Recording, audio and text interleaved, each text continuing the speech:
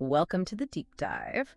Tonight, we're doing something a little different. We are moving away from all the buzz of data, the crush of current events, and instead, we're going to sink into a world that, well, it might feel ancient, but it holds some incredibly sharp lessons about risk, about capital, and nonlinear growth. I'm really looking forward to this one. So we're embarking on a bit of a unique mission tonight. We're analyzing a text that's, well, it's often just dismissed as simple folklore. Right. Our source material is a really detailed retelling of the classic fairy tale, Jack and the Beanstalk. And we're going to treat this narrative not as a bedtime story, but as a rich text, almost like a map to these core human drivers. Things like desperation, right? Exactly. Desperation, the allure of the unknown, and the courage it takes to make a vertical leap. That's it, exactly. Our whole goal here is to really extract those essential drivers, the moments of desperation, the calculus of risk that's going on. And those specific memorable details. Yes. The details that allow this simple tale to endure for so long. We're focusing on how Jack's intense curiosity and maybe his clumsy courage unfolds. The source calls it a midnight bloom. A midnight bloom, I like that. It's really about understanding the psychology behind a huge, high-stakes gamble. So let's let the rhythm of the story itself guide us. We are following Jack's journey, and we're starting from that quiet little cottage where the shadows stretch long, and we're going all the way up that seemingly impossible green ladder to the heavens. To get the sheer audacity of Jack's decisions, you first have to understand the necessity driving him. It all starts with scarcity. Yes, this whole story is built on it. The source material paints this really vivid picture of their poverty, a poor widow and her son, Jack, living with, just a patch of garden and a few chickens, and their faithful cow, Milky-White. And Milky-White is the initial, and I'd say the most critical asset in this story. She's pure commodity. Their only dependable source of anything. Exactly. Income, nutrition. The source notes her milk kept them from the brink of starvation. So she represents certainty, stability, a kind of fixed, low-risk capital. So the decision to sell her is... It's the narrative equivalent of liquidating your last safe investment. Everything is on the line. And you feel that emotional weight. When the mother tells Jack to sell Milky-White, the source says her voice was trembling like leaves in the wind. It's not just a transaction. No, not at all. It's not a casual errand. It's an act of pure, necessary desperation selling their only hope. It's fear being translated into action. And then, right on cue, the catalyst enters. The mysterious old man. The personification of a speculative investment. He really is. And Jackie's described as a lad of about 12, with tousled hair the color of autumn wheat and eyes bright with curiosity. He's the perfect mark. Absolutely. He's operating on, pure adolescent imagination, which makes him the perfect candidate for a high-risk proposal. The old man, with his beard as white as fresh snow and eyes that twinkled with secrets, he doesn't offer the practical solution, does he? He doesn't offer money. No, he offers potential. And what's fascinating here is the actual exchange. Jack trades this life-sustaining cow, a known value. For magic beans. 5 of them. He's trading sustenance and certainty, for speculation and a promise. It's a perfect illustration of that pull, isn't it? The allure of some huge breakthrough outcome. Even when a little voice in his head whispered caution. It's the ultimate high-risk, high-reward play.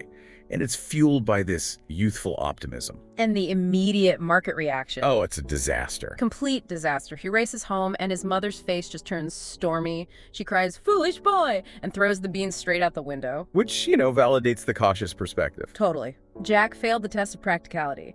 He's sent to bed with no supper, convinced he's just plunged his family into total ruin.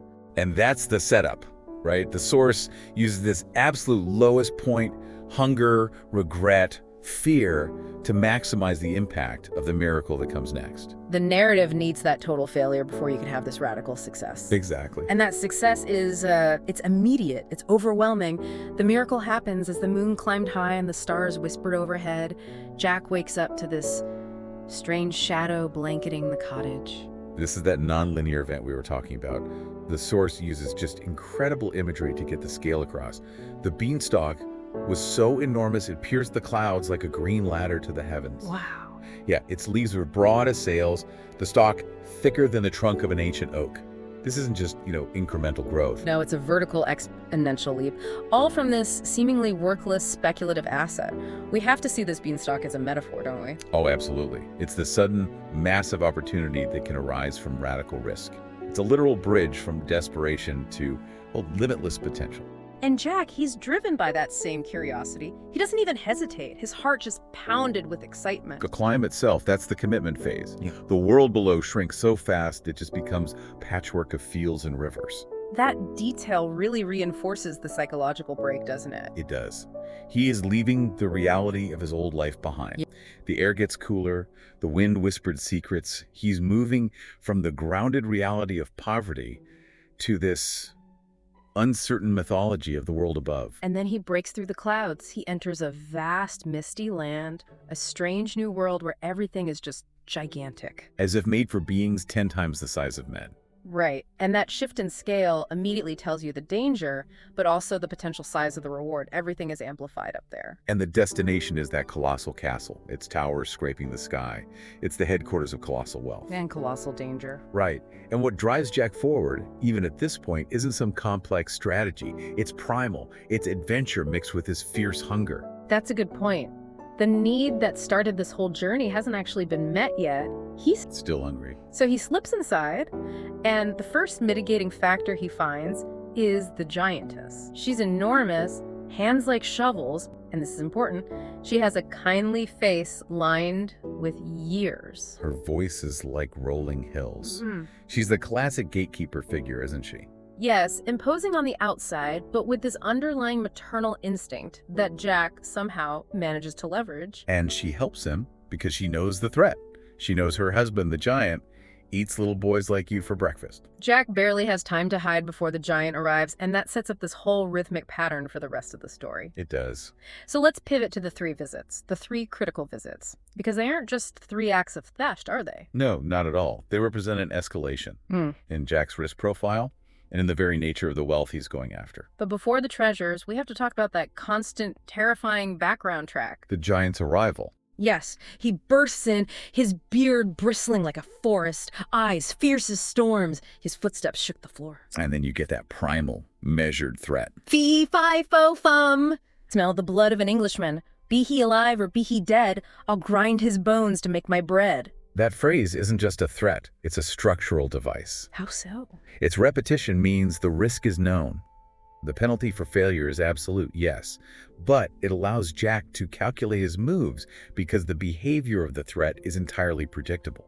I see. So the giant's predictability is actually what makes Jack's return trips rational, at least within the story's logic. Exactly. The source calls it a persistent flame of curiosity. He keeps going back because he knows the rhythm of the house, partly thanks to the giantess. Okay, so let's break down the 3 treasures, starting with the first one. Visit 1, gold. Right. He hides in a cupboard, watches the giant count his gold coins from a great leather bag, and the coins sparkled like stars. This gold is purely pragmatic. It's the immediate fulfillment of the original failed goal. Sell the cow for money. So it's fixed capital, liquid assets. Yes. It bought them comfort for many months. It satisfies the survival need. It addresses the hunger and poverty that started this whole thing. But comfort is temporary. Jack's curiosity isn't satisfied, so he goes back. And this is where his risk tolerance escalates. He's not just interested in basic survival anymore. Right. So visit 2, the hen. This time, he hides in the oven, a much higher risk spot, closer to the action. And the treasure itself is a magical bird that laid golden eggs on command. This is a huge leap in value. Because it's not fixed capital. No, it's a perpetual income stream. It's passive wealth. The source says the cottage brimmed with wealth. This secures their security. They don't have to fear starvation anymore. They have future-proofing. Wait, can I just stop you there for a second? Of course, yeah. He's already secured their future. He has passive wealth from the hen. Why risk his life again? Is that still curiosity, or is this becoming something else, like the fatal flaw of just excess acquisition? That is a fantastic question. If we look at the big picture, Jack has moved past the basic needs of survival and security. Okay. This third trip, it isn't driven by necessity at all. It's driven by a search for something. The experiential, maybe aesthetic. His risk appetite has become dangerously high because the reward isn't financial anymore. Which brings us to visit 3, the Harp. The source even says the atmosphere shifts on this climb. The air felt heavier, the clouds thicker with warning. And he hides in a copper pot, an even more precarious spot. And the treasure, a harp of gold that played sweet music all on its own, it even lulls the giant to sleep. This is pure luxury. Psychological, aesthetic. Right. It provides culture, comfort, melody. It's a quality of life that gold and eggs just can't buy. Right. It satisfies a need for self-actualization or beauty, you could say. But it's the moment of maximum risk for what is, practically speaking, the minimum reward. And this time, the magic pushes back. That's the key difference. Unlike the gold, the docile hen, the magical harp was alive with magic. So when Jack grabs it, it cries out, "Master!" And wakes the giant in a fury. The prize itself rebels against being stolen. The acquisition of the ultimate luxury is what triggers the final fatal complication. And that's the story's climax, right? Total chaos, the escape is frantic, Jack is scrambling down the beanstalk, the giant's boots are pounding like avalanches behind him. And that image of the giant's face appearing through the clouds, his roar shaking the leaves, it's terrifying. It's the culmination of all that fear. And this moment, it forces Jack, the young speculator, to become Jack, the decisive executioner. He has to destroy the very bridge, the mechanism of his opportunity, to neutralize the threat. He shouts for the axe and begins chopping the stalk, hack till it groaned and toppled like a felled tree. The giant's end is absolute. He plummeted with a tremendous crash, shaking the earth, and was no more. The threat is gone, and the story shifts back to this quiet domesticity, but now with all these resources. He successfully de-risked his life by eliminating the source of both his wealth and his terror. And the final outcome is just peace. Jack and his mother live in peace and plenty, their home now filled with the melody from the harp. The treasures are no longer symbols of risk. They're symbols of their stabilized, prosperous future. So, if we try to synthesize the wisdom Jack gained from all this, what's the ultimate lesson? The narrative gives us a pretty concise one, actually. The source says Jack grew into a wise young man, and he learned that bravery must be tempered with wisdom. Wisdom to know when to stop climbing. Yeah, maybe more importantly, when to cut the rope. He went from making this desperate, almost foolish trade on blind faith to using the spoils to build a secure life, and then finally permanently eliminating the risk factor. And I think the real takeaway, it connects back to that definition of wealth the source gives us at the end. True wealth lies not just in gold, but in the courage to face the unknown and the love that waits at home. So the love and security of home, that's the real reason for the courage in the first place. I think so. What does this all mean for you as you're listening and pulling these ideas from the story?